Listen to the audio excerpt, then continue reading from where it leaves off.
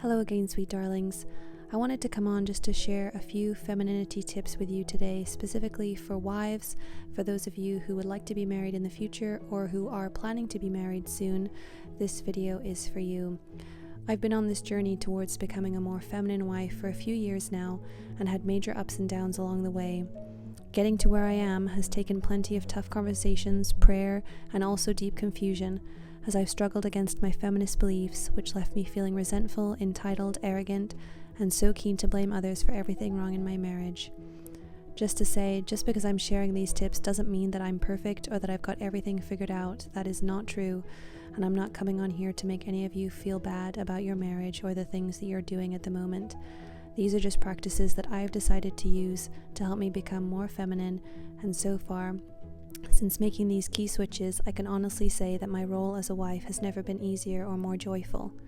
I feel this way despite going through a fairly terrible year, complete with all sorts of health concerns, family drama, and adjusting to having a second baby. There are so many different feminine ways to act as a wife and treat your husband, so these are just a few that I've decided to practice. There are more which I can share in a second video if you'd like me to.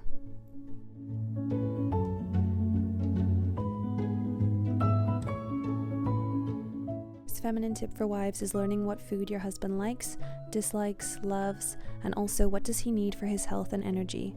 I've learned over time that there are a lot of dishes that my husband will eat, but they don't bring a smile to his face in the way that a small selection do. I also know that he's a man whose mood is impacted by food, so having his favorite snacks on hand helps if the day isn't going according to plan. As he works hard, physically and mentally, I make sure that I make him a protein-rich lunch and dinner as well.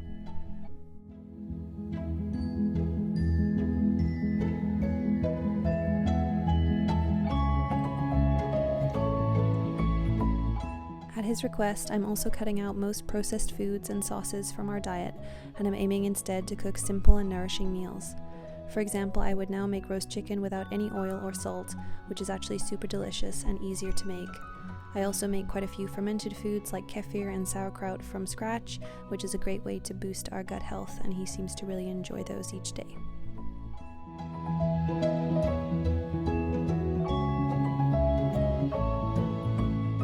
Taking feedback with grace when a meal isn't his favorite is also a lovely feminine habit to show that you care, as is making your husband's favorite dessert without being asked, for example.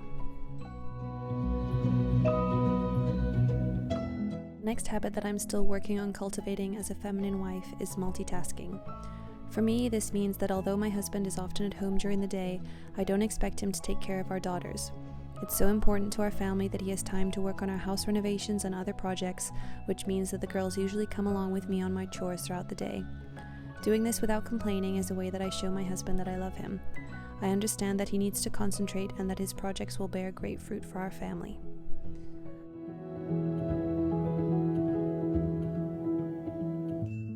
I know that this is probably an unpopular opinion, but I think so many women today are doing themselves a great disservice by expecting other family members to always step in to help with childcare. Doing it yourself isn't easy or stress-free, but it forces you to really get your stuff together.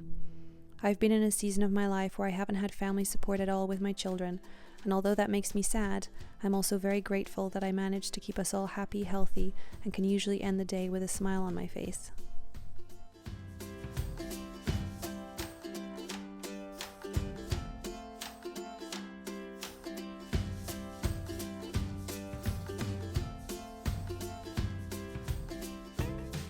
The next feminine habit is being a woman with hobbies that enrich your family. Having interests that get you creative, get you outdoors, and ultimately bring beauty to your family's life. For me, this is our backyard chickens, our garden, sewing and other crafting, as well as taking care of our 2 dogs that everyone enjoys. My hobbies are all things that I can do at home, which means I save money compared to classes or traveling to take part in a paid activity. Asking your husband how he would like you to dress or what he prefers in this area is also a way to show that you care about his preferences. So many men today seem afraid to say what they really like, and women are also guilty of dressing to impress other women a lot of the time, which I've done in the past too. It struck me one day that I was dressing up more to see a friend than I was just at home while being a wife, and although my husband has never mentioned it, it bothered me. I've always been a simple beauty routine kind of person, but I keep my hair long and down often, because my husband prefers it that way, and I regularly try to ask him if there are any clothes of mine which he isn't so keen on.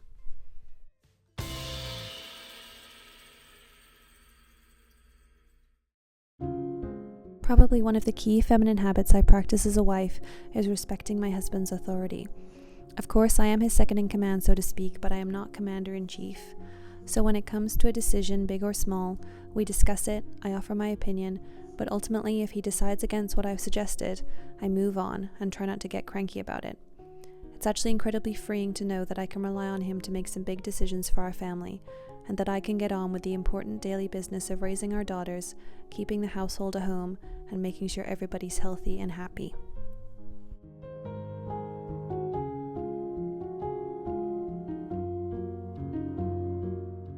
Setting aside some time each day or each week with your husband is important to reconnect and discuss things if you need to.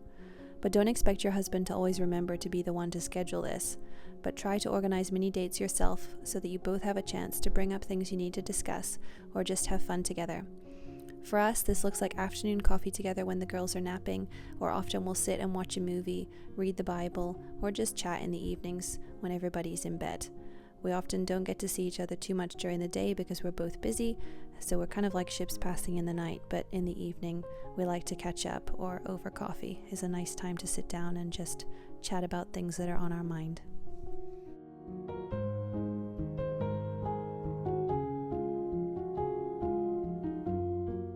Appreciating your husband and treating him in a feminine way is so much more than what you say, but men do also like to hear words of encouragement and thanks. It's my belief that you should treat your husband better than you treat anyone else, and I make a point of always thanking him for purchasing something for our family, holding a baby so I can wash my hair or do something else, or just for working hard when he's feeling unwell.